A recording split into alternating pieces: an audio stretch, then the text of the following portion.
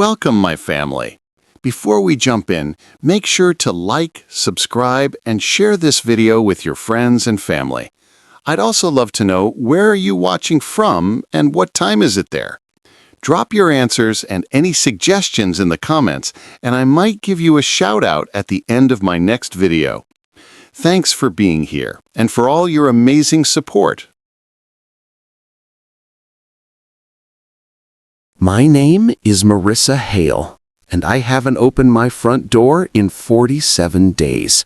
I can't, because I know what's waiting on the other side. That scraping sound, that soft rhythm of graphite dragging against paper. It's the sound that started all of this. It began the first week I moved into the Blakely Apartments in Portland, one of those gray, cold buildings that always looks wet, even when it hasn't rained. The walls smelled faintly of old paint and loneliness. Rent was cheap, the neighbors quiet. I liked it, for a little while. The first time I saw him, he was standing at the end of the hallway by the fire exit, still, silent, just watching. He wore a gray hoodie, his hands shoved into his pockets, and though his head tilted slightly, I couldn't see his eyes, just the reflection of the fluorescent lights off the lenses of his glasses. When I glanced back a second later, he was gone. I told my neighbor Carla about it the next day. She laughed. "That's just someone's boyfriend, honey. Half the people here sneak around after hours." I wanted to believe her. I really did. But that night, when I came home from my shift at Safeway, there was something under my door. A folded piece of paper. I picked it up. It was a drawing. Pencil. My face. Or close to it. The lines were rough, the proportions slightly off, but unmistakably me. I stared at it, the graphite smudged where my mouth was, as if the artist had rubbed his thumb over my lips. I laughed nervously and tossed it away. Maybe someone was playing a prank. But the next night, there was another one. This time, it was perfect. My hair tied up exactly as I'd worn it, the tiny freckle near my jawline, the nervous wrinkle between my brows, and the expression. That was what chilled me most. I looked frightened, like I'd just seen something I couldn't understand. The caption under the sketch said, "When she looks." I didn't tell anyone, but I couldn't sleep. The next few nights I started hearing the sound, faint but constant, a slow scrape, scrape, scrape, like a pencil being dragged across paper. It came from just outside my door. I'd wake at 2 or 3 in the morning and sit there, heart pounding, listening to that sound through the thin wood, imagining him crouched there in the hallway, drawing me. I'd press my ear to the door, holding my breath. Sometimes I could even hear the soft rhythm of breathing between strokes. When I looked through the peephole, there was nothing. Only that endless, empty hallway and the dim, flickering exit sign at the far end. I finally told my brother Evan. He's one of those people who thinks everything can be explained. "You need to get out of your head, Mar. You're working too many night shifts." He came by to check the locks himself. "Solid," he said. "Nobody's getting in here." But that night, when I came home from work, there was a new drawing. This one was different. The shading was meticulous, smooth, alive. He'd drawn my reflection, me, standing in the kitchen window with my phone in hand, exactly how I looked every night when I got home. The light from the street outside, the crack in the glass, the way my eyes always drooped before I blinked. How could he know that? There was something else too, written faintly at the bottom in tiny graphite letters. "You should close your blinds." I didn't tell anyone, but I couldn't sleep.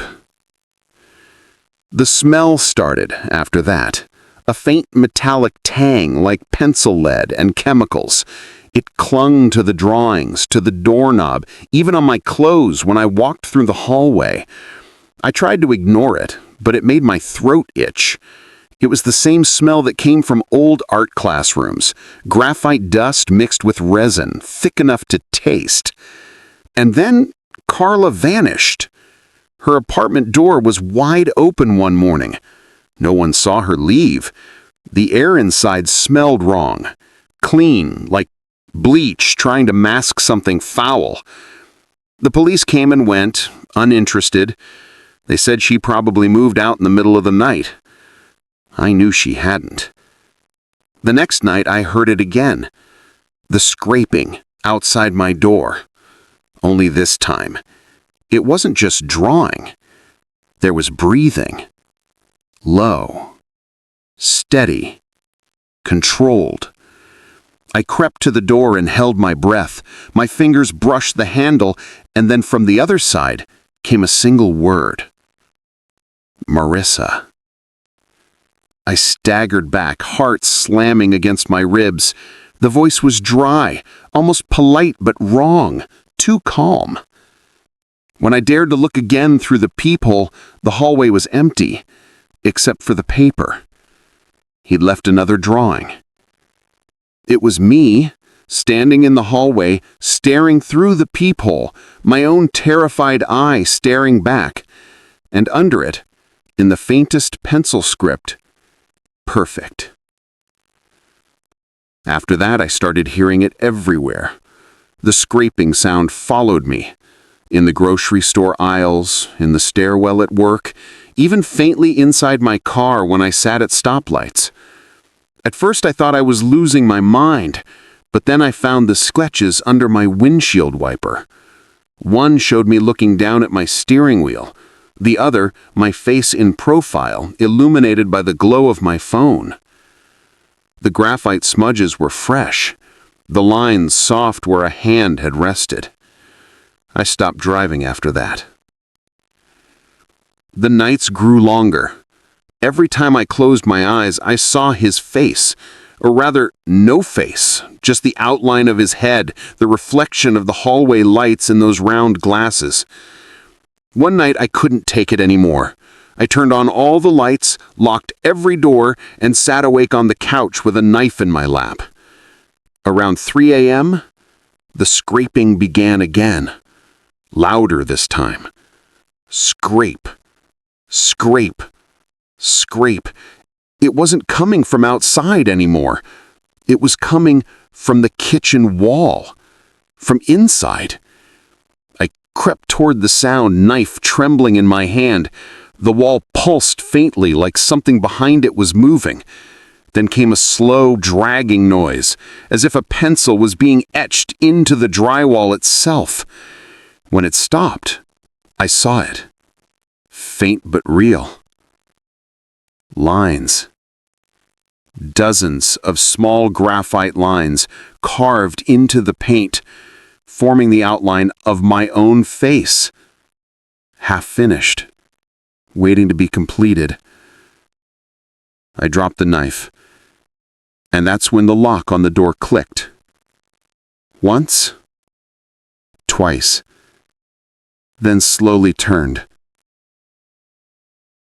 I screamed and threw the door open, ready to fight, but the hallway was empty.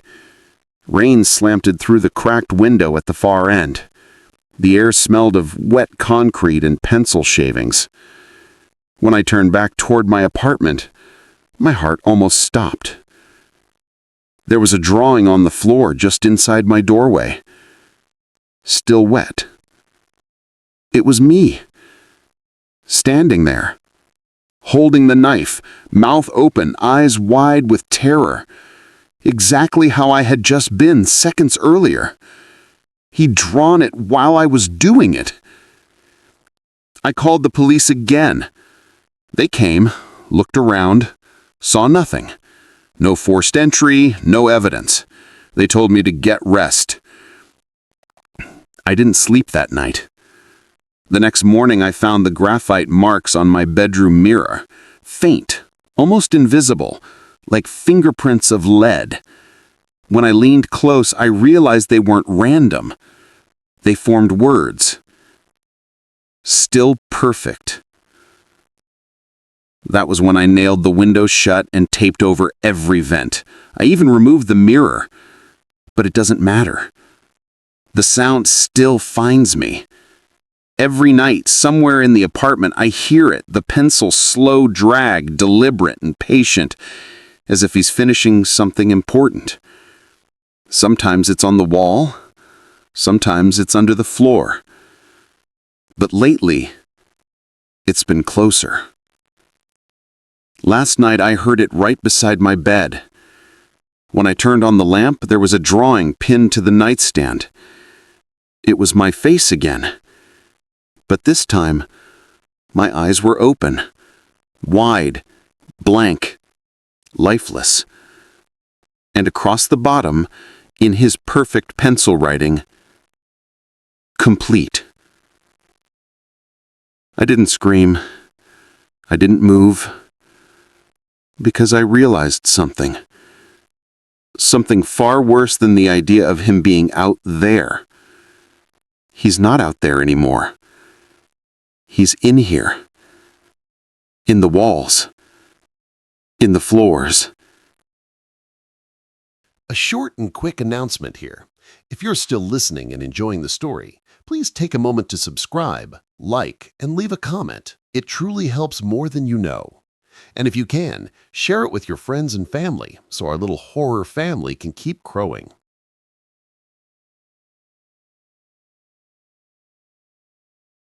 My name is Aaron Calloway, and I've walked the same route every weekday for 7 years. From my apartment in Somerville to North Station, across the bridge, coffee in hand, earbuds in. I've always liked the predictability of it, the rhythm, the sameness. In a city that never stops, walking was my small act of control. Until he noticed me. It started on a cold Tuesday morning in February. The kind of morning where your breath comes out in little clouds and the sky looks the color of tin. I was standing on the platform at Somerville Station, watching the rails glint under a crust of frost. That's when I saw him. He was standing across the tracks, motionless. Pale coat, hands clasped in front of him. His head tilted slightly, as though trying to study my face. He didn't blink. I thought maybe he was just another commuter, until the train passed between us, and when it cleared, he was gone. The next morning he was there again. Same coat, same stillness. Only this time, he was on my side of the platform, a few feet away. He didn't look at his phone, didn't move when the crowd jostled him, just kept his eyes fixed on me. The doors opened. I stepped inside. So did he. He stood at the far end of the car, holding one of the poles, staring down the length of the train. Every time we hit a tunnel, the flicker of lights carved his face into sharp flashes. Wide eyes, faint smile. At North Station, I hurried off, weaving through the crowd. When I glanced back, he was still there, just standing on the platform, head tilted, watching. By the third day, I was trying to convince myself it was coincidence. Boston is small. People cross paths. But that night, when I came home, there was something waiting at my door. A rose. The stem was damp, the thorns clipped clean. It lay against the doorframe, perfectly placed. I picked it up, confused. No note, no wrapping, just a wet, freshly cut rose. I tossed it out, chalked it up to some Valentine's leftover prank. But the next morning, he was at the platform again. This time, he smiled when our eyes met. It wasn't a kind smile. It was patient, like he was waiting for me to understand something. I told my neighbor Marcus about it that weekend. Marcus worked nights at the hospital and rarely cared about anything.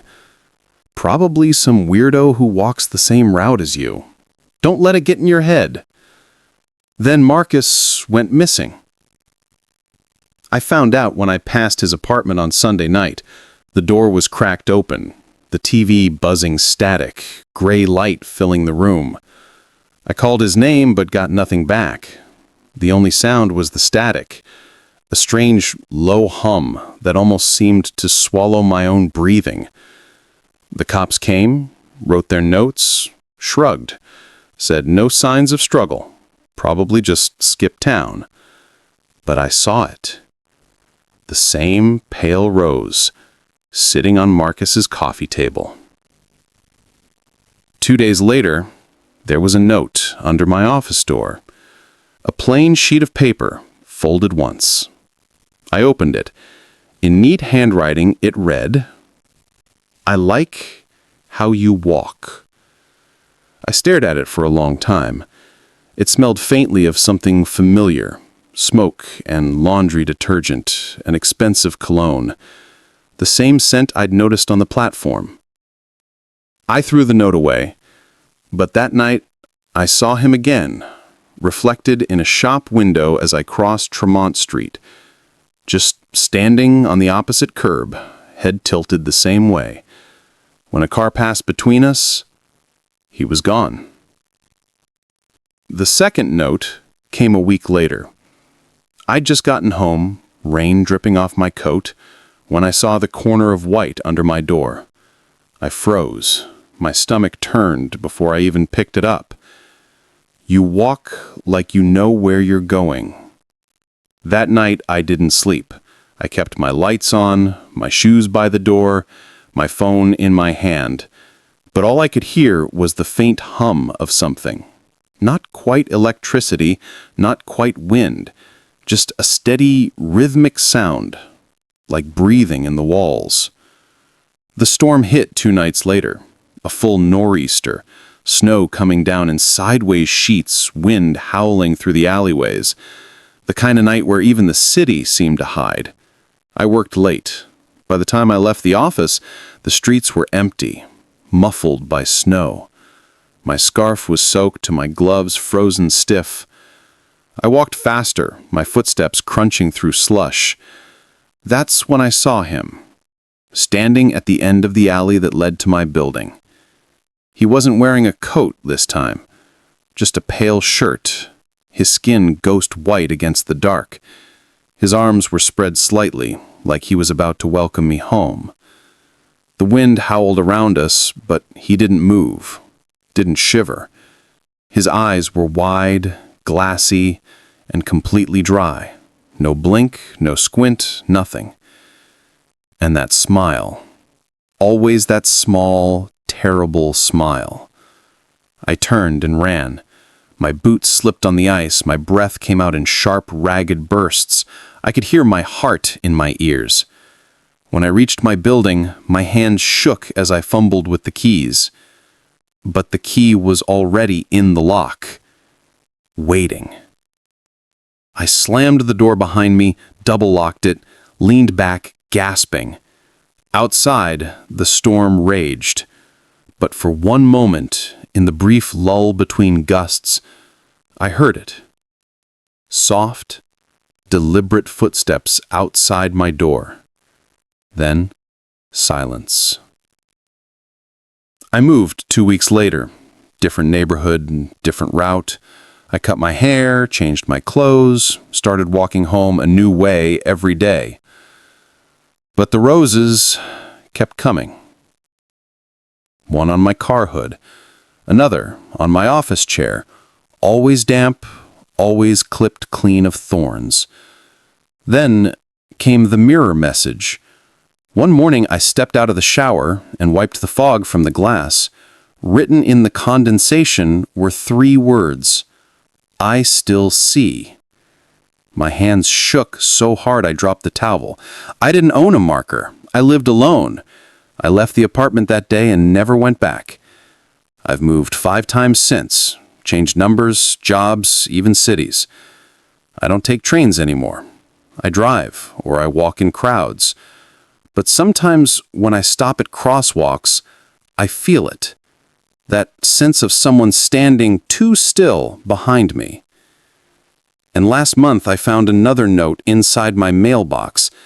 It read, "You walk like you don't believe yourself anymore."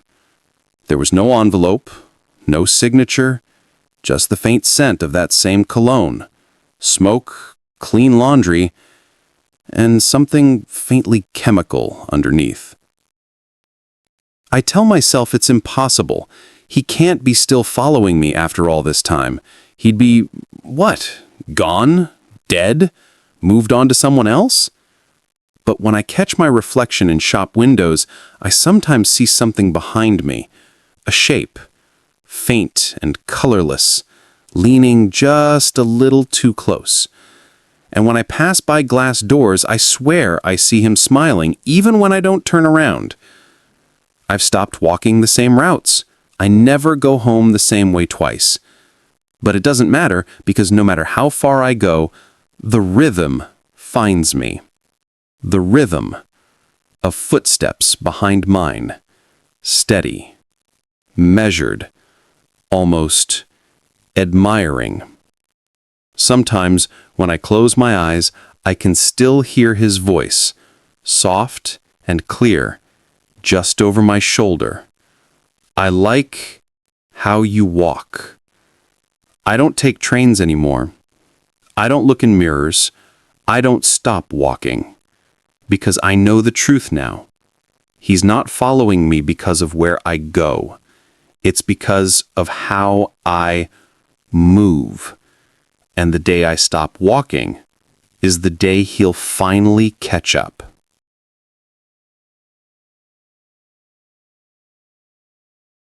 My name is Ilara Vance. I restore art for a living.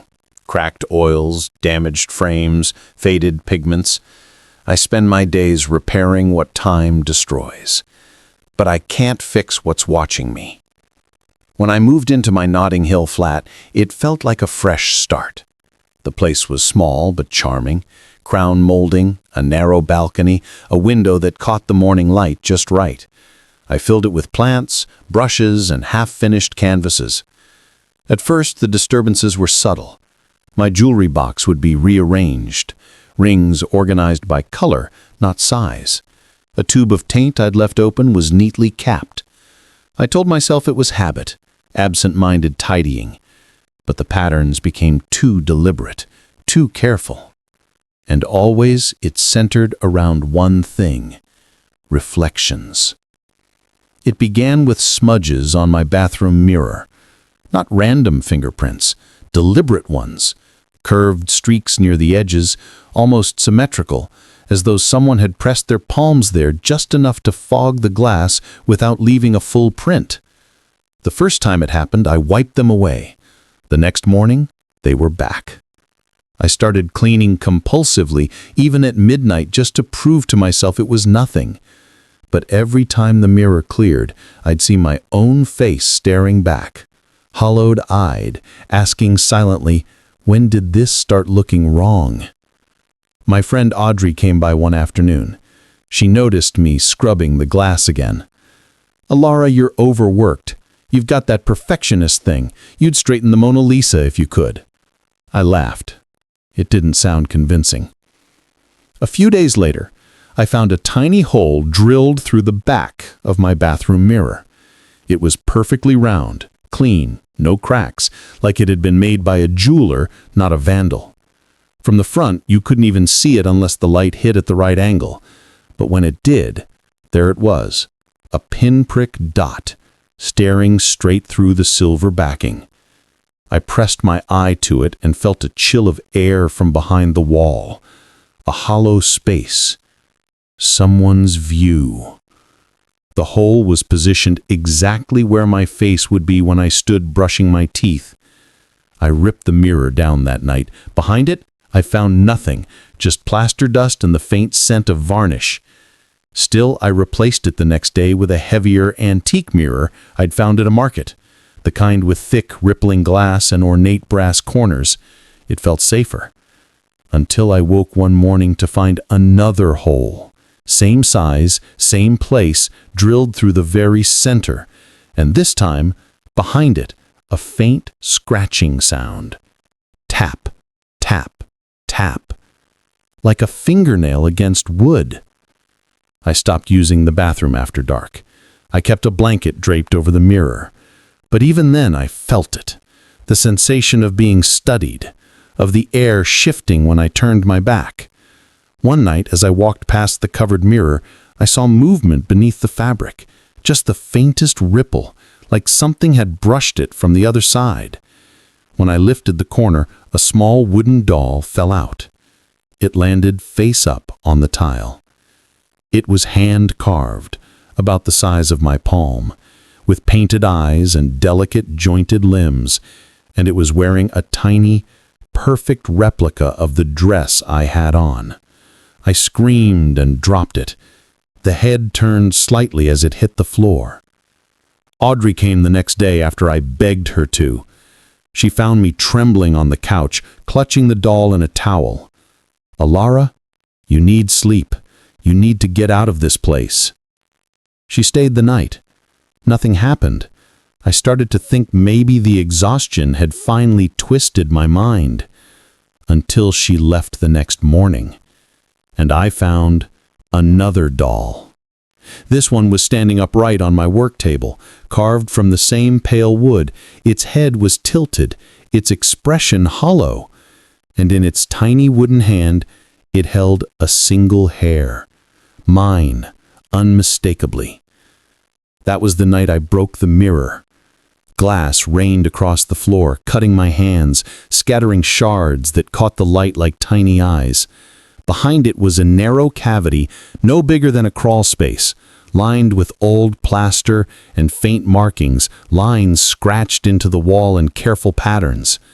At the bottom of the hollow was a pile of wood shavings and a small hammer.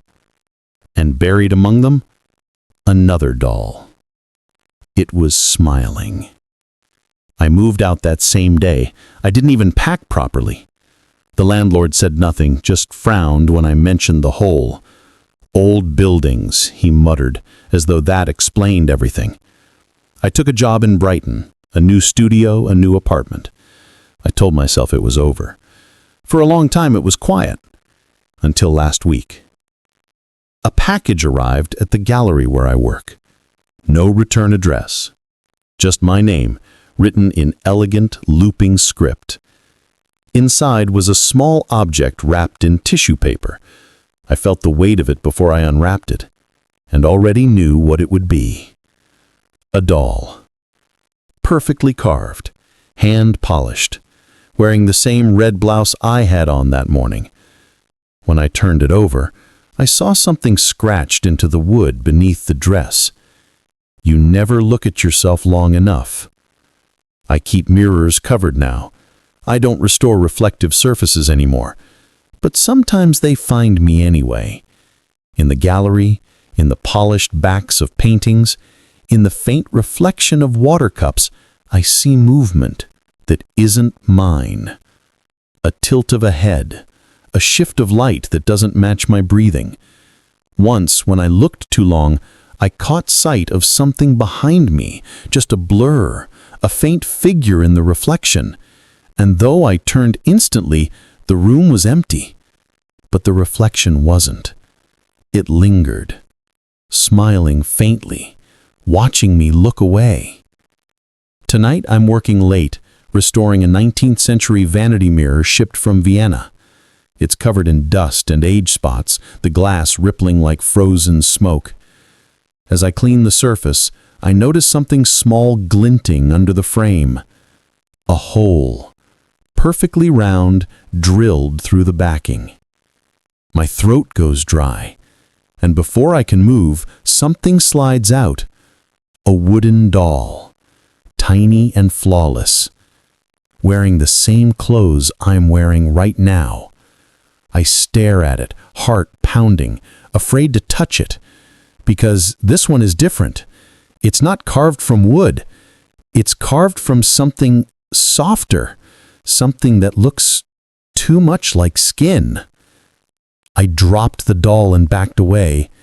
The mirror in front of me began to shift, the reflection trembling like liquid as though something were pressing from the other side. Then I saw it. A face. Pale. Watching.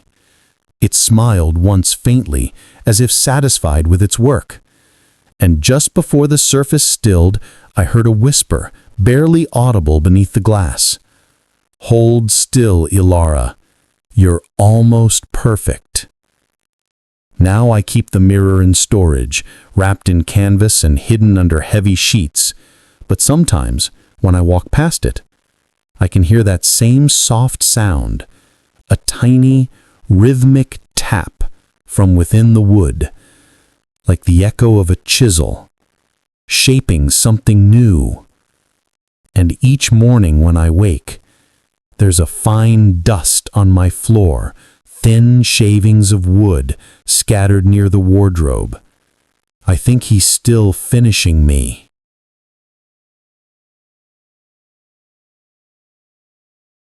My name is Julian Hayes, and I've spent my life keeping things secure. It's what I do. I'm an archivist at the University Library in upstate New York, guardian of manuscripts, keeper of keys, cataloger of the past. Locks, latches, order. They make sense to me. They used to. Now, I don't trust a single one of them. It began on a Tuesday. I remember because I log everything. Dates, times, even the temperature. I unlocked my tool chest that morning to polish the brass labels, and one of the 3 padlocks was hanging open. That wasn't possible. I triple lock everything, always. Inside, my collection of antique keys, hundreds of them, tagged and arranged by century, had been reorganized. Not by date, as I'd left them, but by metal composition. Iron to one side, brass in the center, nickel at the end. Someone had touched them, someone who understood them. The air in the room smelled faintly of metal dust and oil, sharp, mechanical, almost warm. I changed all the locks that day. 2 nights later, the hallway outside my flat smelled the same way. Steel filings and lubricating oil. The scent followed me inside. When I slid my key into the deadbolt, it felt wrong. The tumblers didn't resist the way they should. The motion was too smooth, as if someone had filed them down. I called maintenance. They said nothing was wrong. But that night, lying in bed, I heard a sound from the hallway, the faintest metallic click. Click, click, like a lock being tested over and over again. I mentioned it to Mr. Peterson, the head librarian. He smiled kindly and said, "You've been working too many nights, Julian. People get paranoid when surrounded by things that are always locked." Maybe he was right. Until the shim appeared. It was a narrow strip of brass, no longer than my thumb, folded neatly and slid into the edge of my door frame, exactly the kind used by locksmiths to bypass a latch. Fresh scratches ringed the strike plate. Someone had tried. Someone who knew how. I replaced every lock in the apartment with high-security European cylinders, each requiring a custom key. I even logged their serial numbers.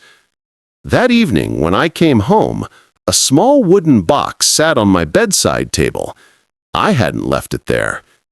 It was beautiful, handcrafted, warm oak, fitted together without nails. I lifted the lid.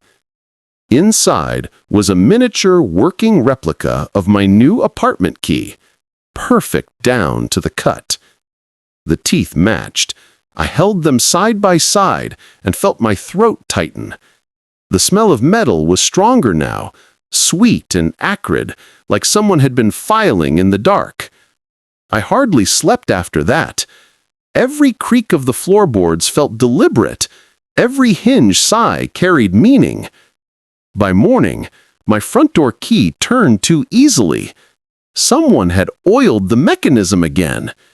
There was a note taped beneath the knob, typed on a library checkout card. "You don't need to be home to know what's inside." That phrase circled my head all day as I worked among the stacks. Every drawer, every cabinet, every case full of first editions began to feel like a trap door waiting to open. When I went to leave that night, the basement lights flickered, and I noticed something new.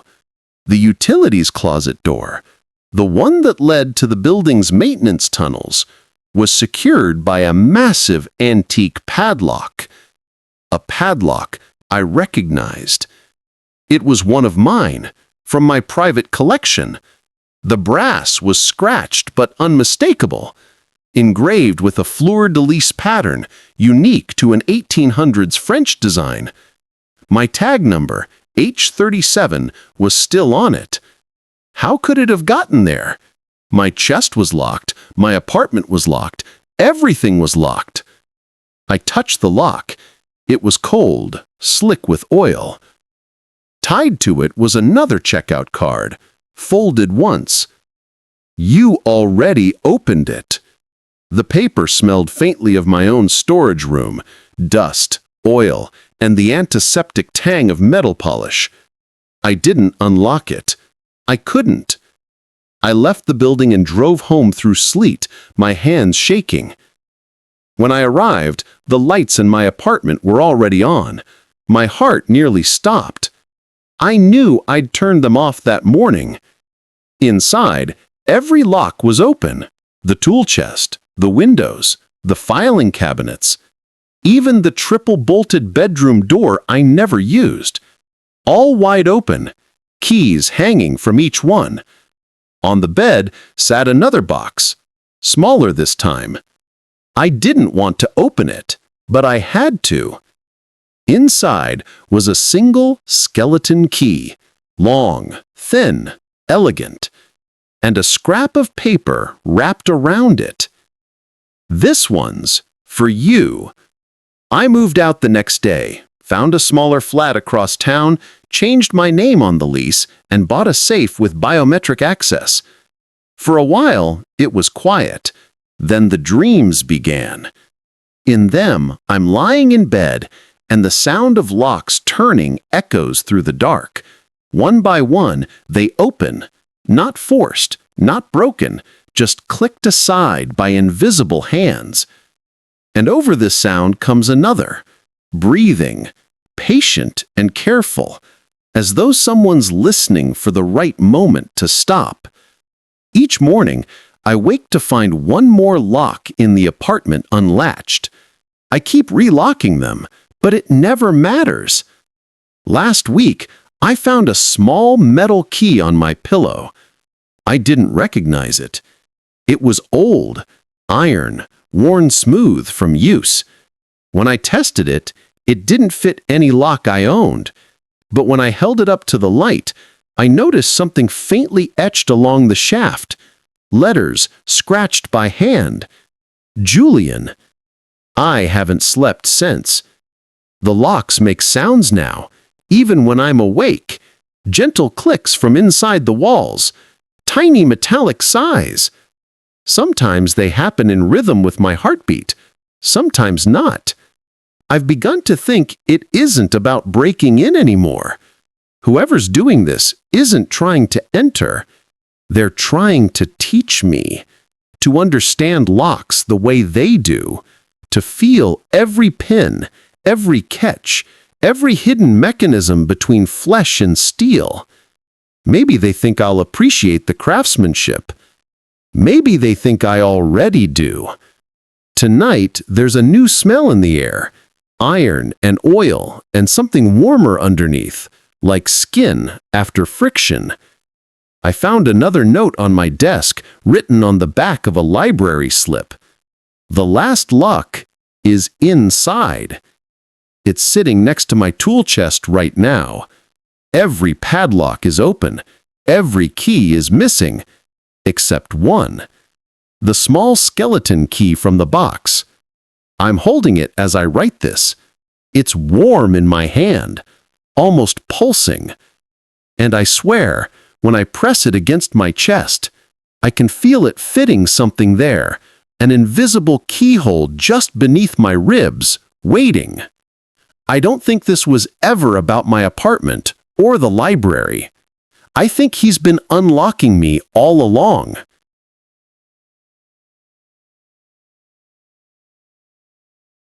My name is Rachel Mercer. I'm a trauma nurse. I know the sound of human suffering better than anyone. The gasping, the panic, and the silence that follows when it's already too late. But nothing from those hospital nights prepared me for the sound that came from the street corner outside my apartment. It was a hum, low, steady, and human. I'd moved to Albany to start over. Small apartment on Maplewood Avenue, second floor, one flickering street lamp outside my window. At first, the place felt peaceful. After years in the emergency ward, peace was what I thought I wanted. The first night I heard him, I thought it was the wind. A faint humming sound, tuneless, constant, coming from the street below. When I peered through the blinds, I saw him. A man, standing beneath the flickering lamp, head tilted back slightly, eyes fixed on my window. He didn't move, didn't speak. He just watched. The light flickered once, and when it came back, he was gone. I told myself it was a late-night passerby, some drunk on his way home, but the next night, the humming returned. Same pitch, same length, same rhythm. I looked again, and he was there. Same place, same eyes, still humming. I called down from the window, "Do you need help?" He stopped. For 5 whole seconds, there was silence. Then he smiled, a small, tight smile that never reached his eyes, and kept humming. I called my neighbor Henry the next morning. He's a retired cop, kind old guy with bad knees. He squinted through my blinds. "Probably some weirdo. Leave a light on. They hate being seen," he said. So I left the light on. But the following night, he stood there again. Same spot, his face lit in pulses by the broken lamp. Humming. Sometimes the pitch would dip, a note lower, like he was matching his voice to my heartbeat. Then small things started happening. When I woke, my shoes were rearranged by the door, laces tied and tight, perfect knots. My coat was moved from the closet to the back of a chair, and there was that smell, faint, damp leather and sweat, like an old glove pulled from a basement box. I began keeping my windows shut, curtains drawn, music playing low to drown the sound. But every night, between 2 and 3 a.m., it slipped through anyway. That hum, low, steady, patient. I asked my sister Laura to stay over one weekend. We sat on the couch, pretending to watch TV. The hum started right on time. Laura laughed nervously. "It's just a sound, Rach. Maybe a generator or something?" Then we heard it again, louder this time, rising, pressing against the windows. And underneath the hum came another sound, a scrape. Long, slow, deliberate, like fingernails dragging across wood. The back door creaked. Laura went pale. "Tell me that was the wind?" I didn't answer. The scraping stopped. The hum faded. When we checked, the back door was locked tight, but there were fresh scratches on the paint, 5 thin lines where someone had traced a hand. The next morning, the word "hi" was written in the bathroom mirror condensation. I don't shower without music now. Henry came by a few days later after I told him about the scratches. He checked the locks, shook his head. "You're safe. Trust me. You're bringing work home. That's all. Trauma does that to people." I wanted to believe him. That night, I turned on every light in the apartment and sat awake, waiting for the hum. When it came, it was softer, closer. It wasn't outside this time. It was inside the hallway. I grabbed my phone, flashlight on, and crept toward the sound. Each step made the floorboards groan.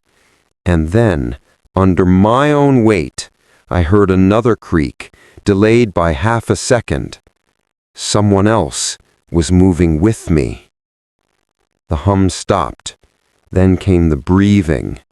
Slow, calm, just a few feet away. I whispered, "Who's there?" No answer. Just another creak. Closer. I ran for the door, barefoot, keys forgotten, heart hammering like a defibrillator. I didn't stop until I was outside under the same flickering lamp where he used to stand. But the street was empty. And that's when I heard it. Faint, steady, floating from my open window above. The hum.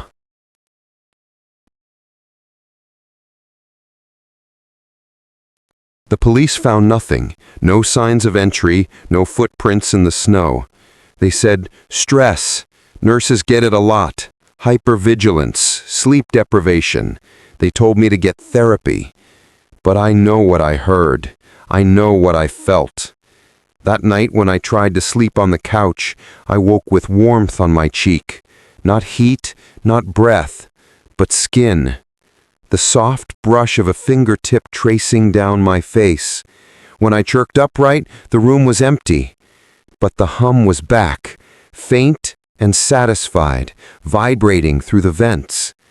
Now I sleep in shifts, 2 hours at most. Every sound makes me flinch. My own apartment feels like an open wound.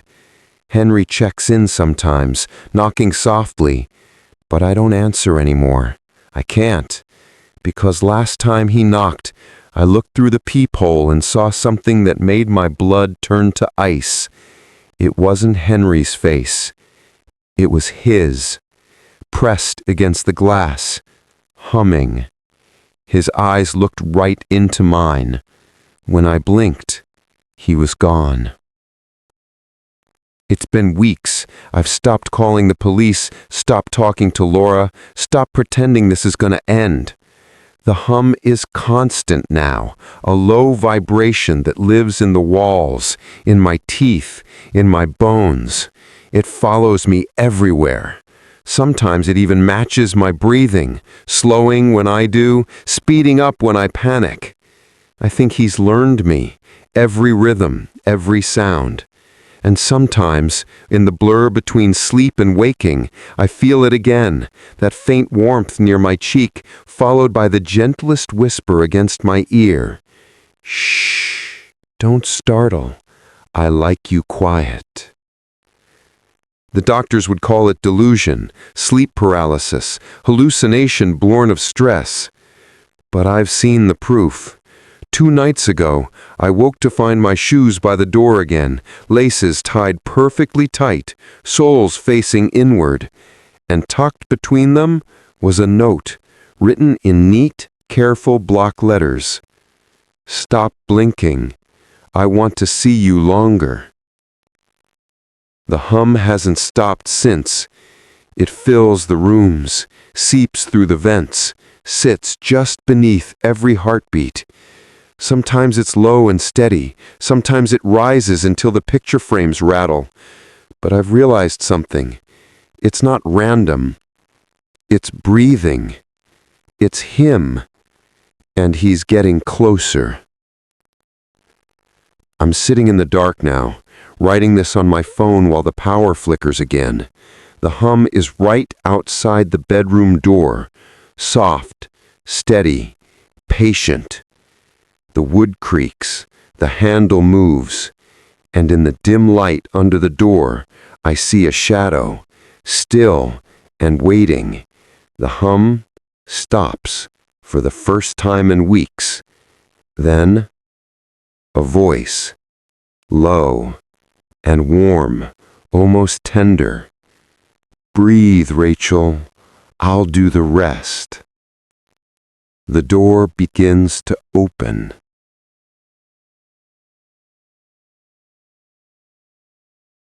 My name is Alyssa Grant, and I used to think monsters only came out at night. Now I know they never leave. I live alone on the top floor of a duplex in Spokane. Nights are quiet here. Too quiet sometimes. After years of working night shifts transcribing medical reports, I'd grown used to the hum of fluorescent lights and the tick of cheap wall clocks. Silence was the only thing that ever felt unnatural. It was late October when I first saw him. I'd stepped onto the porch to let the air cool my face after hours of typing. Across the street, beneath the glow of a broken streetlight, a man stood perfectly still. He wore a long, dark coat. His hands hung at his sides, empty. A thin leash dragged in the dirt beside him, ending where no dog stood. What froze me wasn't the coat or the leash. It was his face. He was smiling, an awful, rigid smile as if every muscle had locked that way. His lips were stretched too wide and his eyes, they didn't blink, not once. I told myself he was just some insomniac neighbor, a trick of the light maybe. But as I turned to go inside, he lifted one hand, slowly, and waved. The motion was stiff, mechanical, like a puppet on an invisible string.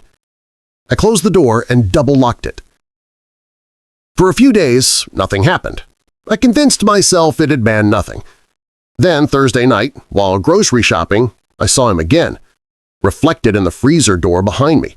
Same coat, same twisted grin, standing among the rows of frozen dinners, motionless. When I spun around, he wasn't there, just aisles of fluorescent emptiness. By the time I got home, I was shaking. I called my brother Elliot and tried to laugh it off. "You're working too hard," he said. "You're just tired. Nobody smiles like that, Liz." I wanted to believe him. Until the next morning. A Polaroid photo was tucked under my windshield wiper. It was me, sleeping, my mouth slightly open, hair scattered on the pillow. The picture had been taken from outside my bedroom window. You could even see the pattern of my blinds framing the shot. At the bottom, written in blue ink, were two words: "You looked peaceful." I dropped the photo and stepped back, heart hammering. There was no one else in the parking lot. The air was still, heavy, almost metallic. When I ran upstairs, my front door was locked, every window latch untouched. Inside, nothing looked disturbed, but I could smell it, the damp scent of fabric like a coat left too long in the rain. I stopped sleeping with the lights off. Every creak in the hallway made me freeze. I taped cardboard over the window by my bed and stuffed a towel under the door. Yet things kept moving. My mug appeared in the sink when I was sure I hadn't used it. My slippers were turned to face the door instead of the bed. And one morning, the indentation of a person sat clearly on the corner of my mattress. I tried to tell my landlord. He shrugged. "Old buildings settle. Maybe you sleepwalk." Maybe, but sleepwalkers don't take photographs. A week later, the smile returned. I saw him from my window, standing across the street again, same leash, same stillness. Only this time, he wasn't alone. Something small hung from the end of the leash, a Polaroid camera swinging gently in the breeze. Click! The flash flared white across the street. He'd taken another picture. I ducked away from the window, shaking, my breath fogged to the glass. When I dared to look again, he was gone. Just an aisle of fluorescent emptiness. That night, the power went out. I lit a candle, trying to stay calm, counting the seconds between each thunderclap. Rain mashed against the windows. The air felt charged, tense.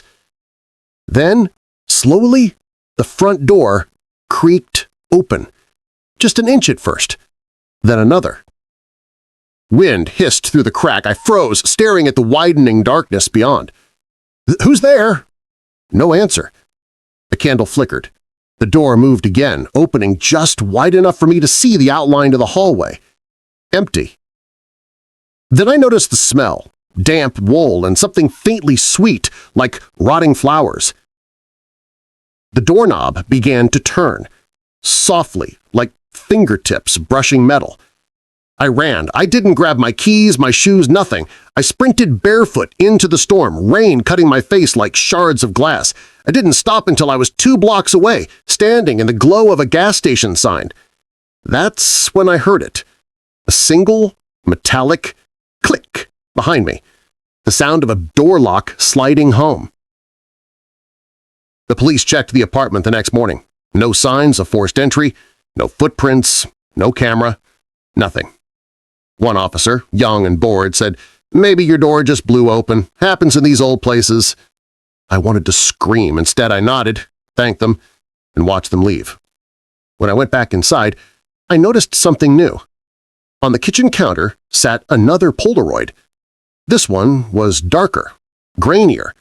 It showed my front door, wide open, rain pouring in, and in the far corner of the frame, barely visible, was a shape crouched in the hallway, smiling.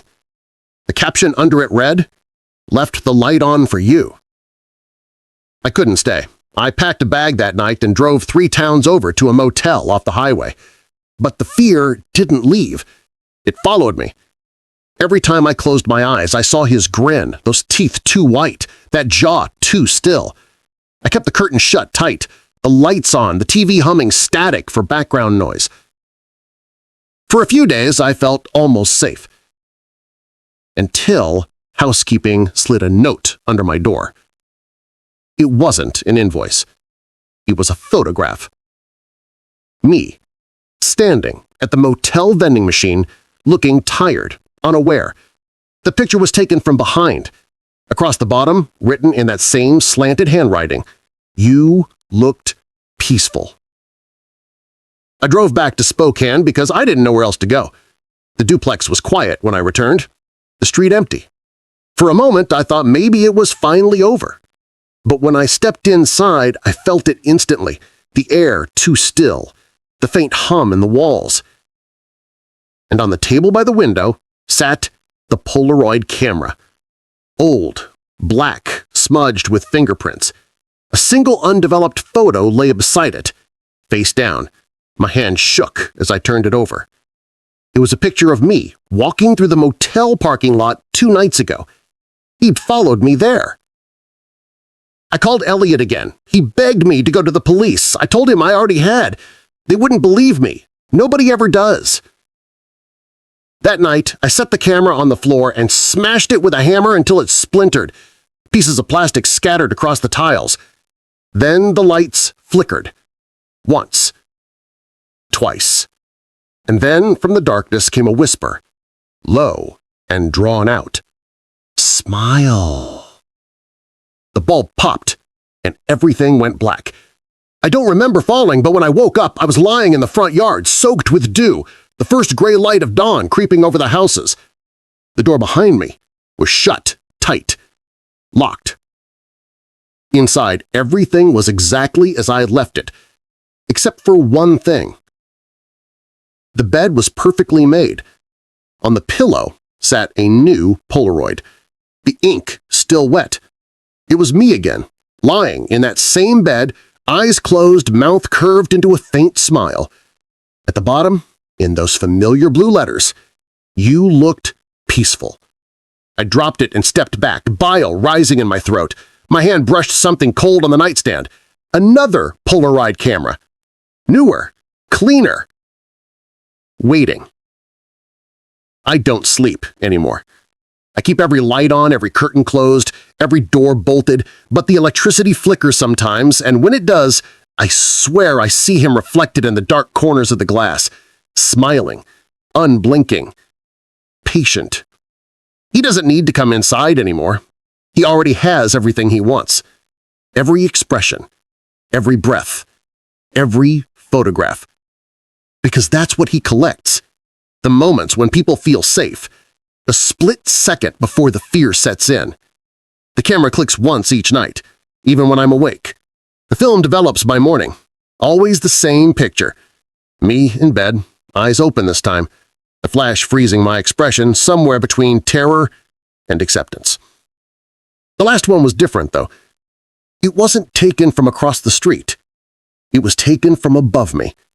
The angle's too perfect, too close, and in the corner of the frame, reflected faintly in my open eyes, I can see him, still smiling, still not blinking, still waiting for me to look peaceful again.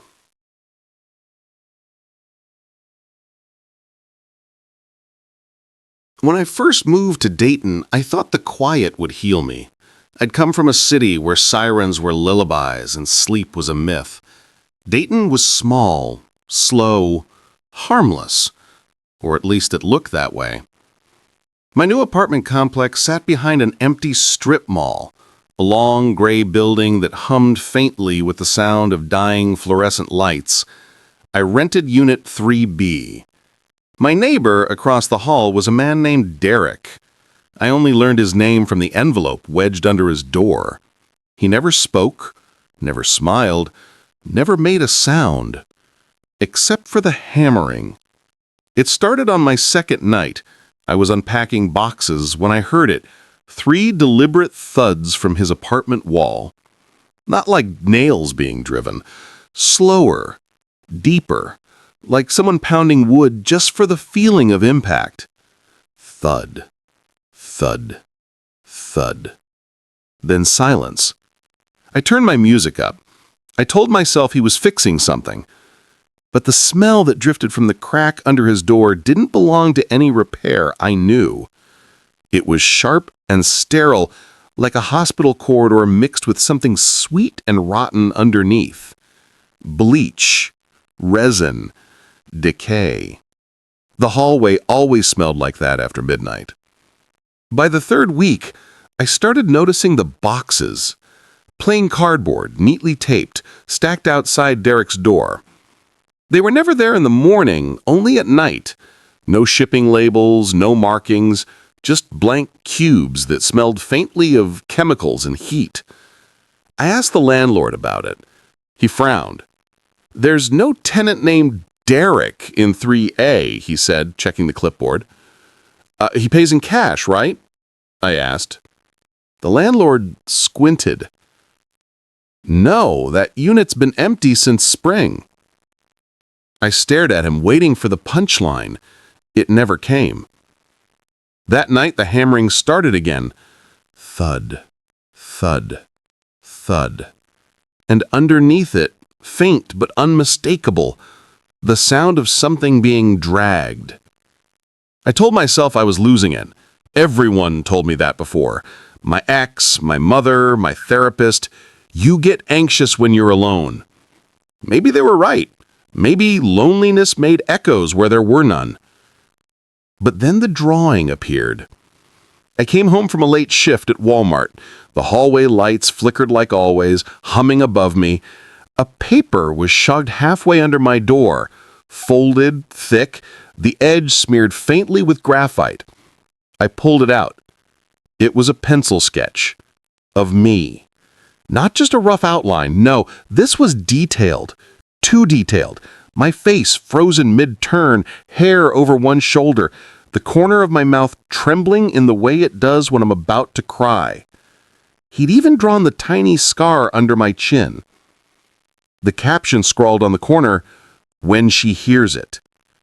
The paper reeked of that same chemical tang, resin and bleach, and something else, something almost sweet. I didn't sleep that night. Over the next week, the sounds escalated. Hammering, scraping, sometimes whispering through the vents. The smell grew stronger, oozing into my own apartment no matter how much air freshener I used. When I told my coworker Jenna, she laughed. "Girl, you moved next to a meth head. Welcome to Ohio." Maybe I could have believed that until the footsteps started. When I walked home from the bus stop, I began hearing someone behind me, matching my pace exactly. I'd turn around, nothing. Just empty sidewalk and streetlights stretching into the dark. But every time I took a step, another followed. And always that faint chemical smell floating in the cold air. I started checking my locks 3-4 times a night. I pushed furniture against the door. But things in my apartment kept shifting. My makeup brush would be moved 2 inches, a mug would be facing the wrong direction, and once my pillow smelled faintly of bleach. Someone was coming in. 2 nights before it happened, the hammering stopped. The silence was worse. I stood in the hallway staring at Derek's door. The smell was stronger now, sweet, syrupy, nauseating. My stomach turned. I knocked once, softly. No response. I pressed my ear to the wood. Faint rhythmic sound, not hammering, dripping. I backed away. That night I dreamed of resin, thick, clear, suffocating, pouring over my face while someone whispered, "Hold still." When I woke, there was another drawing under the door. It was me again, sleeping, mouth slightly open, eyes half closed, the sheet pulled to my chin. In the corner, peaceful now. The storm came the next evening, rain hammering the windows, wind whining through the alley. I heard something slam in the hallway. I peeked out. Derek's door was open, just a few inches. The smell hit me like a wall. It wasn't just chemical anymore. It was something decomposing under sugar. I should have left. I should have called someone. But curiosity, or madness, pushed me forward. I nudged the door with my foot. Inside, the air was thick, warm, almost wet. Every light bulb had been unscrewed but one, dangling naked from the ceiling, swinging gently. The apartment was spotless, except for the walls. The walls were covered, coated in faces, photographs, charcoal sketches, and what looked like masks made of something glossy and stiff. Resin, hardened into cruel perfection. Each mask captured an expression frozen in fear or surprise, mouths open mid-scream, eyes wide, skin tinted amber from the chemical glaze. I took one step closer and recognized the cashier downstairs. Another, the mailman. Another, the old woman from the laundromat. And in the very center of the wall was my face. Dozens of my faces, smiling, crying, sleeping, screaming, some only half-formed, like he'd run out of time. And on the floor, surrounded by resin-coated scraps of paper, sat a small table. On it, my photo, printed and laminated, was trapped beneath a thick, glistening layer of resin still drying, bubbles popping on the surface like tiny hearts. Then I heard it. A breath. Behind me. Lena. I turned. Derek stood in the doorway, barefoot, clothes spotless, eyes glassy and wet. His skin had that same translucent sheen as the resin, as if he'd been preserving himself all along. He held something small in his hand, a trowel crusted with dried clear glue. He smiled. I finally got the eyes right. I ran. I didn't think. I just bolted into the rain, down the stairs, through the flooded street. My shoes slipped, my lungs burned, but behind me I could hear him, not running, not yelling, just walking. Slow, steady, patient, like he had all the time in the world. The police came the next day. They searched the building. Derek's apartment was empty. Clean. No photographs, no resin, no smell. The walls were freshly painted white. The cop looked at me like I was insane. "Miss Martin, that unit's vacant. Has been for months. You sure you weren't dreaming?" They found no trace of Derek Shaw, no fingerprints, no record of him ever living there. But I know what I saw. I can still smell the chemicals sometimes, that sharp tang of preservation halfway between art and death. A few weeks later, I moved across town. New locks, new neighbors, new everything. I even started therapy again.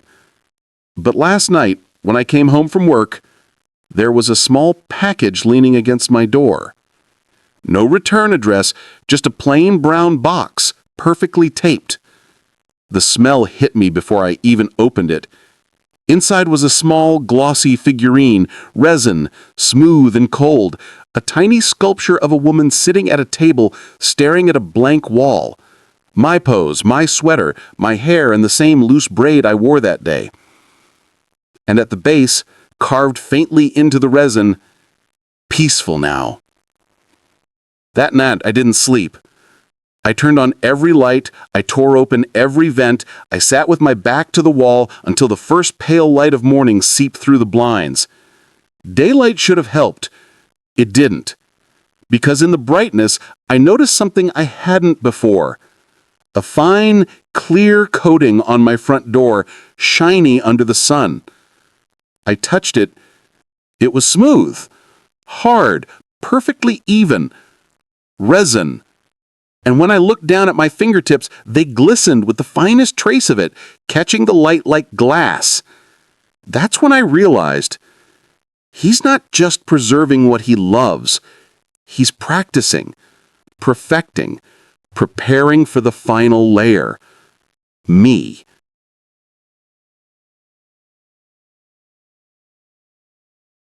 I used to think loneliness was just a feeling. Something that pressed against you in quiet rooms, something you could fight off with a little noise or a movie playing in the background. But now I know loneliness can be alive. It can breathe with you. It can whisper your name through the air vents when the lights go out.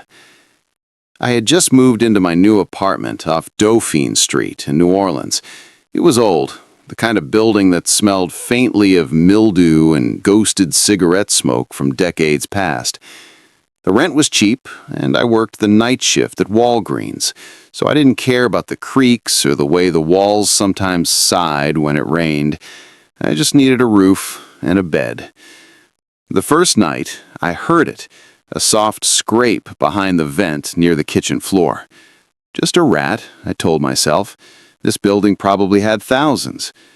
But the sound wasn't quick, like a scurry. It was deliberate, drawn out, like a fingernail tracing metal.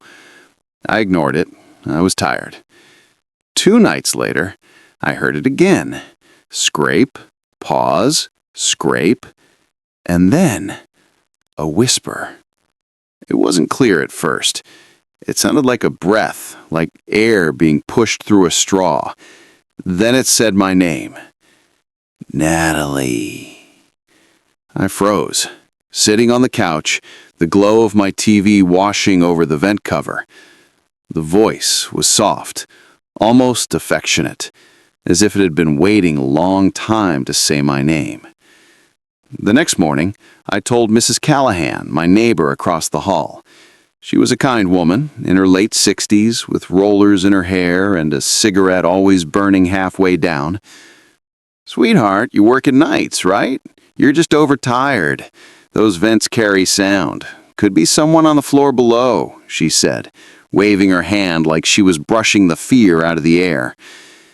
But that night, when I got home from work at 3 a.m., the vent in my bedroom was making the same sound. Slow. Deliberate. I crawled over to it with a flashlight, hands trembling. I shone the light into the slats. For 1 second, just 1 terrible second, I saw something pale inside. A hand, thin, with dirt under the nails. It twitched, and then it moved back. I screamed. By the time the police came, the vent cover was bolted tight again. They looked inside with their own flashlight and shrugged. "No signs of entry, ma'am. Probably a raccoon or something. These old buildings, they got crawl spaces." But I knew what I saw. The next few days blurred together. I kept telling myself it was exhaustion, but things started changing. My toothbrush was wet when I woke up. My bed was tucked tight like a nurse had made it. Once my phone alarm didn't go off because someone had turned it off while I slept. And always that faint smell of rusted metal and old air. One evening, I came home and found something small near the vent. 5 pale crescent marks burned into my forearm. I hadn't even realized I was touching it until I felt the sting. The metal was hot. That night, I locked my bedroom door, pushed a chair under the handle, and left the light on. But around 2 a.m., the light flickered once. Then again. And then... Natalie! I held my breath. The voice was closer, like it was inside the room. The vent cover rattled softly. Then I saw it. A screwdriver. No, a long, thin object pushing through the screws one by one. I didn't stay to see the rest. I ran. Out the door, down the stairs, barefoot and crying. When I reached the street, the night air hit me like a slap. I turned around. My apartment window was open, and in the dim orange streetlight, I saw him. A man crouched inside the vent opening, his face a blur of pale skin and wide, dark eyes. He smiled at me, slow, deliberate, and vanished back into the dark. I never went back for my things. I found a studio above a laundromat a few weeks later. It was small, noisy, safe, or so I thought. I made sure the vents were sealed. I even slept with a fan running to drown out any sound. For a while it worked. I started to breathe again. Then one morning, I woke to the faint, metallic smell I'd tried so hard to forget. My toothbrush was wet. A week later, I woke with my hair braided, clumsily like a child's attempt, but unmistakably done by someone else. I tore apart the room, searching every inch, but there was nothing. No one. Just that faint, sharp smell drifting from the small vent above the laundry sink. I sat there for hours, staring at it. The metal was darker now, almost slick with condensation. When the laundromat below turned off their machines for the night, the silence pressed down on me. Finally, I whispered, "What do you want?" There was a pause, so long I thought I'd imagined it. Then, softly from inside the vent, "You." The cover fell open. A hand slid out first, white, bony, veined, then the arm, then his face, smiling, eyes shining like wet glass. I blacked out. When I came to, I was lying in the laundromat parking lot, my head pounding. The sun was just rising, and the world looked painfully normal. I ran upstairs. My door was locked from the inside. When I finally got in, the place was spotless. The bed was made perfectly, and on my pillow lay something I can still see every time I close my eyes. A braided rope made entirely of my own hair. That was 2 months ago. I moved again. Different city, different job. I don't tell people much anymore. I sleep with all the vents taped shut. But some nights, when everything's quiet, I swear I can hear it again. That slow, soft scrape of metal on metal. And if I listen close enough, I can still hear him whisper my name. Natalie.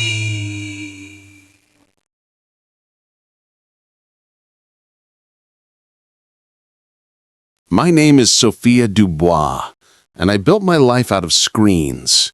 I schedule posts, craft brands, and polish illusions for a living. People think the internet is a mirror. It isn't. It's a window. and someone was looking back through mine. I run digital content for several Parisian companies, managing everything from hashtags to crisis control. My apartment near Montmartre is my office, my studio, my safe place. Every morning I start work at exactly 8:30, laptop open, cappuccino to my right, earbuds in. Routine means control. That's what I told myself the morning it began. The cafe downstairs had written my name on a to-go cup, Sophia Rose, in looping cursive. Nobody calls me that. Rose is my middle name, hidden in private emails and forgotten school forms. Not public, not searchable. When I asked the barista, he smiled. He said, "It was on your app profile." I don't use an app. That night my connection slowed. The page froze at exactly 3:17 a.m., cursor blinking. My router light flickered once, then again. When the feed returned, my webcam indicator glowed faint green. I covered it with tape and told myself it was software noise. The next day, my favorite cafe, the one I'd never tagged or mentioned online, had a new item written on the chalkboard menu. Sophia's Secret Latte. The ingredients listed beneath it were everything I brewed at home.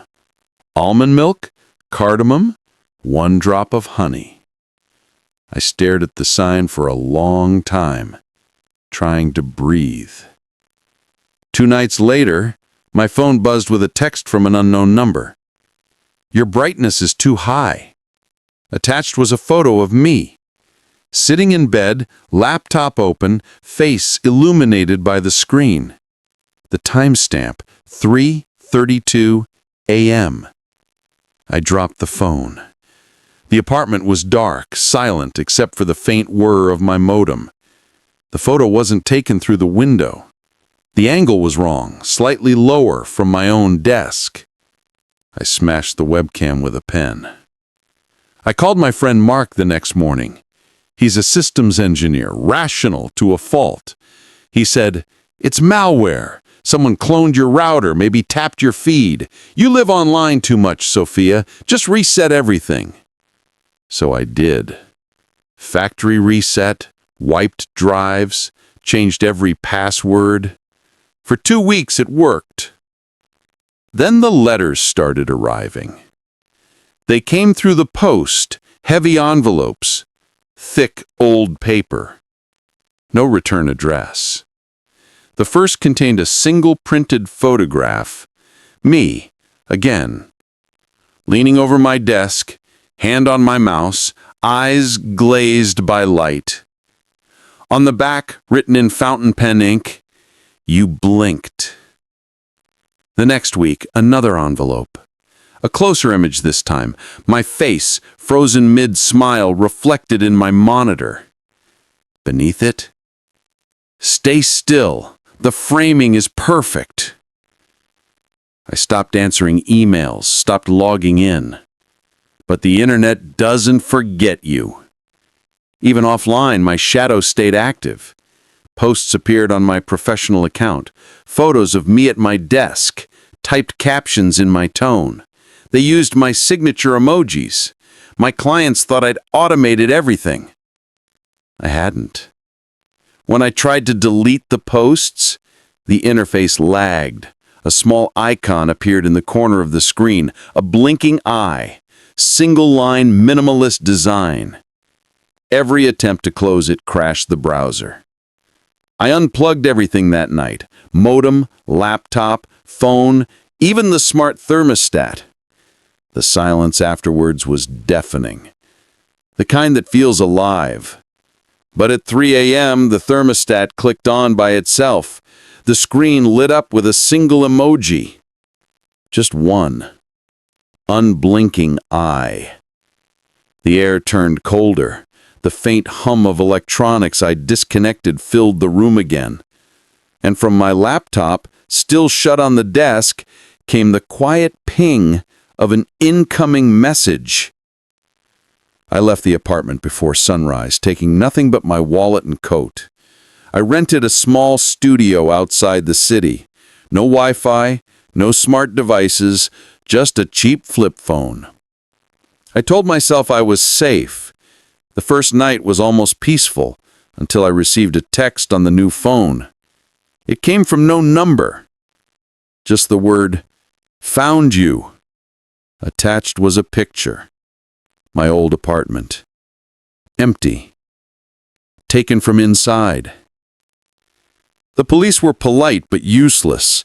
They said, "Probably someone you know, a jealous client, an ex-boyfriend."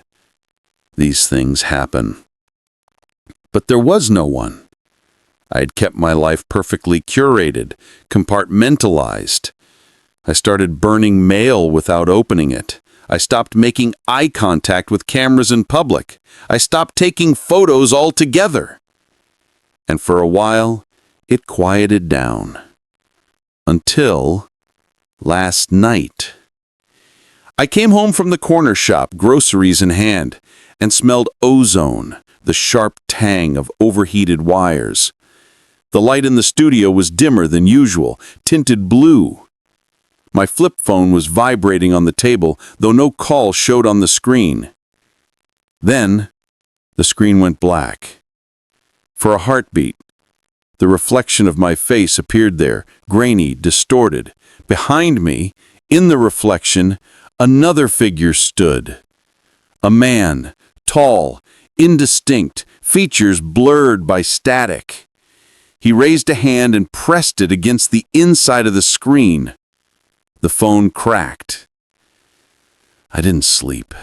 I packed my things before dawn and took a train south, no destination planned. At the first station, I threw the phone away. By the time I reached Marseille, I was half convinced I had imagined everything. The Mediterranean air felt clean, physical, real. I rented a small room above a bakery and told myself I'd stay offline forever. No screens, no accounts, no shadows. Yesterday morning, the landlady slid a note under my door.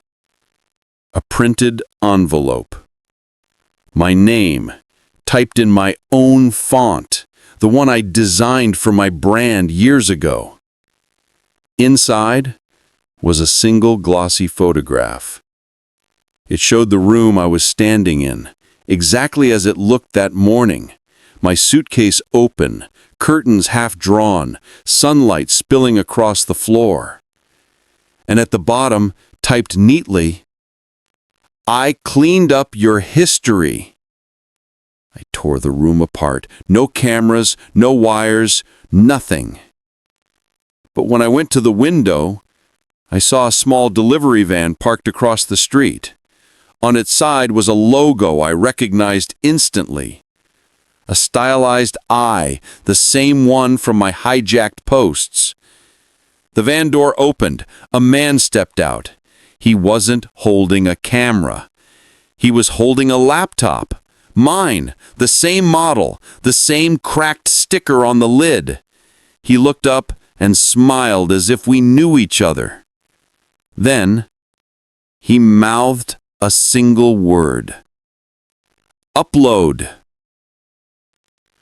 That was last night. I haven't left since. Every light in the apartment flickers now. The landlady's phone lines are dead. But the computer on my table, one I swear I didn't bring, has powered itself on. The cursor blinks in the center of the blank document. Each time I type a word, another one appears on its own, finishing my sentences, rewriting them, correcting me. I'm trying to delete them faster, but the screen keeps up. When I stop, it types 3 words by itself. "Keep watching, Sophia." Then, the webcam light comes on. I'm writing this because I want someone to know, someone real, someone not in the machine. If you're reading this online, you shouldn't be. Close your laptop. Don't scroll. Don't look at the light reflecting in your eyes. Because if you do, you'll see it too. That faint, blinking cursor. And behind it, the slow, deliberate opening of another window.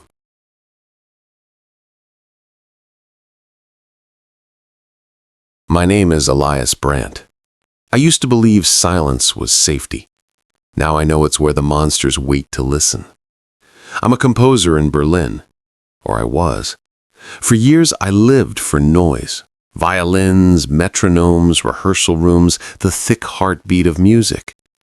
But the city grew too loud, too alive. So I sold my studio and built a soundproof apartment.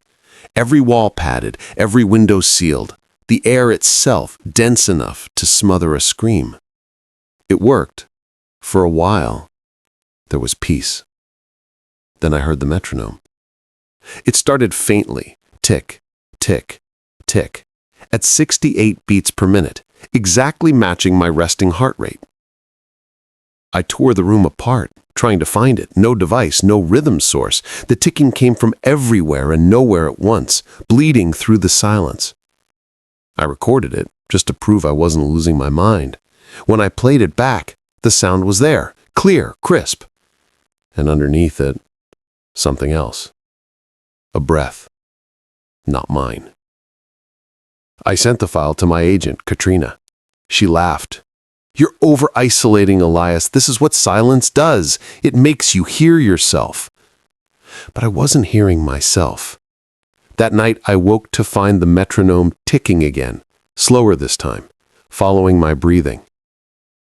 I pulled open every drawer, checked every inch of the walls, nothing. And then, under my bed, I found a single reel-to-reel tape, no label. The magnetic strip was worn, as if it had been played too often. I threaded it through my recorder. The tape hissed, then began to play, breathing. Deep, rhythmic, peaceful. Mine. And after 20 seconds, a voice. Elias, sleeping. I shut it off immediately. When I played it again the next morning, the label had changed. Written on the edge in pencil were new words. Elias, waking. The metronome never stopped after that. It just changed tempo depending on what I was doing. Fast when I ran, slow when I rested, erratic when I panicked. The sound wasn't in the walls, it was beneath them, vibrating through the floorboards, synced to me. I started hitting the floor with my fists, screaming, "Stop!" The ticking paused. Then it started again, softer, amused. I went downstairs the next day, to the apartment below mine. The door was open. The man who lived there, I think his name was Torben, was quiet, solitary like me. His flat was almost empty. No furniture, no music, no sound at all. Except for one desk in the center. On it were dozens of reel-to-reel tapes, perfectly aligned, each labeled in black ink. Elias, cooking, Jan 3. Elias, shower, Jan 7. Elias, humming, Jan 9. Each tape was numbered, chronological. My entire life in sound. And the newest one, sitting in the player, was marked Elias, silence, tonight. I stumbled back, knocking one of the reels off the desk. The tape unwound across the floor, tangling like veins. That's when I saw the note under the machine.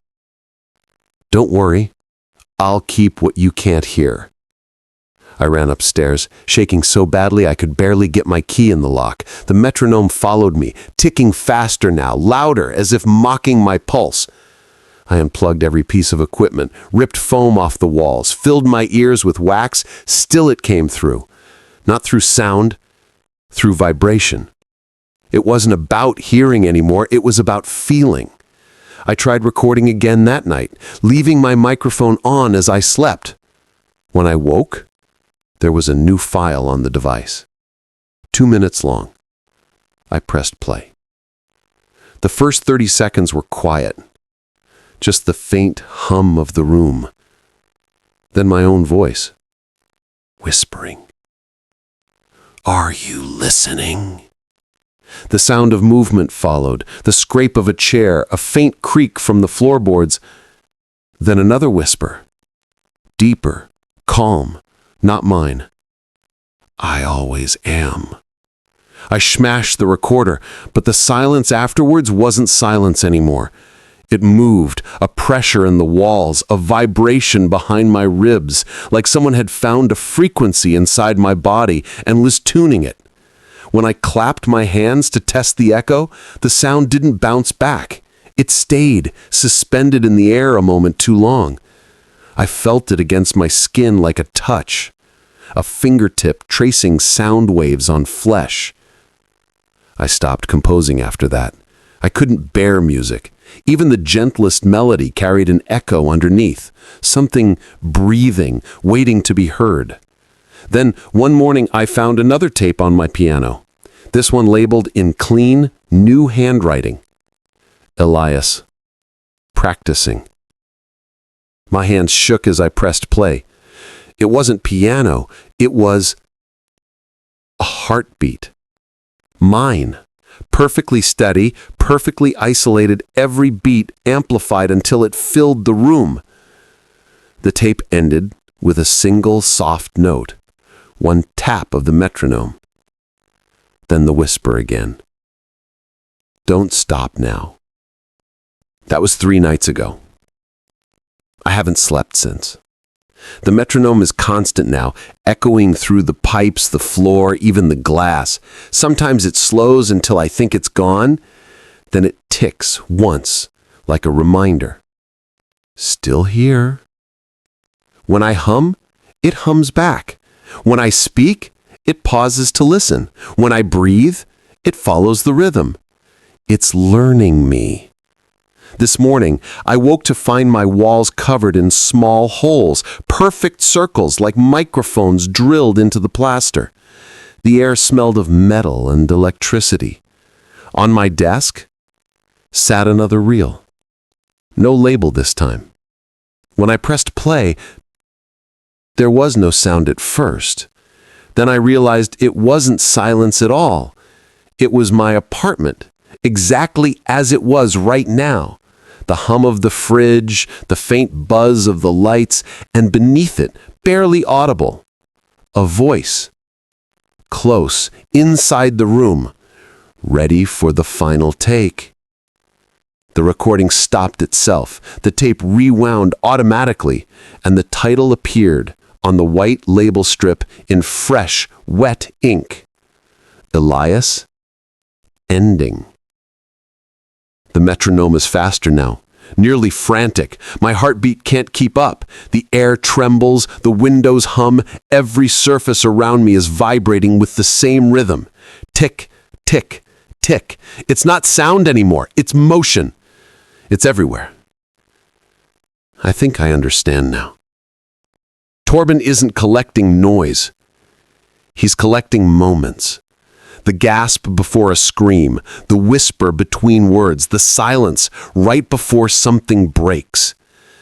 He's recording everything I am, and when he's finished, there won't be any sound left to make. Only stillness. Only the last note. The lights just flickered. The ticking stopped. The silence feels wrong. Dense. Electric. Waiting. Then the tape machine clicks once. The reels turn on their own.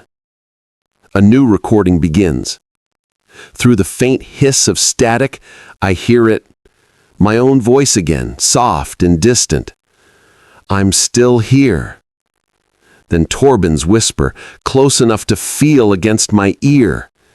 No, Elias, you're still playing. And now, the metronome starts again. Slower this time, perfectly timed.